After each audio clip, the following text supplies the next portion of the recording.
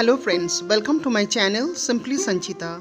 যারা আমার চ্যানেলে নতুন বন্ধু, সেসব বন্ধুদের উদ্দেশ্যে বলছি, যদি আপনাদের আমার এই চ্যানেলটি ভালো লেগে থাকে তো প্লিজ লাইক শেয়ার সাবস্ক্রাইব করার রিকোয়েস্ট রইল।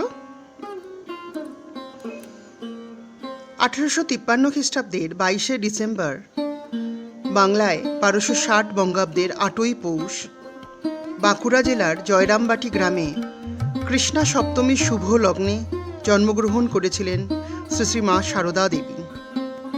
শ্রীমার পিতা ছিলেন রামচন্দ্র মুখোপাধ্যায় এবং মাতা ছিলেন শ্যামাসুন্দরী দেবী। শ্রীমার বাবা ও মা মানতেন যে স্বয়ং মা জগজ্জননী জগদম্বা তাদের কন্যারূপে পৃথিবীতে আবির্ভূত হয়েছেন। শ্রীমার মা শ্যামাসুন্দরী দেবী প্রায় শ্রীমাকে বলতেন, মাগো তুই আমার কে মা? এর উত্তরে কন্যা সস্নেহে একটু অন্যমনস্ক হয়ে তার মাকে বলতেন, কে আবার? আমার কি 4টে হাত হয়েছে নাকি? যদি হতো তাহলে তোমার কাছে আসতাম না।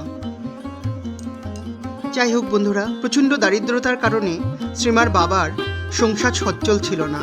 বাবা মায়ের প্রথম সন্তান ছিলেন সারদামণি মুখোপাধ্যায়। শৈশবে তার বাবার সব কাজই শ্রীমা সাহায্য করতেন। সারদা দেবী ছিলেন গম্ভীর প্রকৃতির। সারদা দেবীর 6 বছর বয়সেই বিবাহ হয় শ্রী ঠাকুর রামকৃষ্ণ পরমহংস দেবের সঙ্গে। তিনি ঠাকুরের সহধর্মিণী ও সাধন সঙ্গিনী ছিলেন। সারদা দেবীর দেহ রেখেছিলেন 20 জুলাই 1920 সালে। মা বলতেন, বিশ্বাস নিষ্ঠাই মূল, বিশ্বাস নিষ্ঠা থাকলেই হলো। মা আরও বলতেন, জানো তো বাবা, ঠাকুরের জগতের প্রত্যেকের উপর মাতৃভাব ছিল। সেই মাতৃভাব জগতে বিকাশের জন্য আমাকে এবার রেখে গেছেন। আমি সত্যিকারের মা, গুরুপত্নী নই, পাতানো মা নই, কথার কথা মাও নই, সত্য জননী আমি তোমাদের। মা সারদা দেবীর স্তোত্রটি হল, প্রকৃতিম পরমাম ভয়া, আমাদের সবার মা শ্রী শ্রী মাতা ঠাকুরুনির স্তোত্রম এখন আপনাদের সঙ্গে আমি পাঠ করে শোনাচ্ছি। এর বাংলাটাও আমি বলে দিচ্ছি। এটি স্বামী অভয়ানন্দ রচিত। প্রকৃতিম পরমাম অভয়াম বরদাম নবরূপধরাম জনতাপহরাম শরণাগত সেবকতোষকরীম প্রণমামি পরম জননীম জগতাম।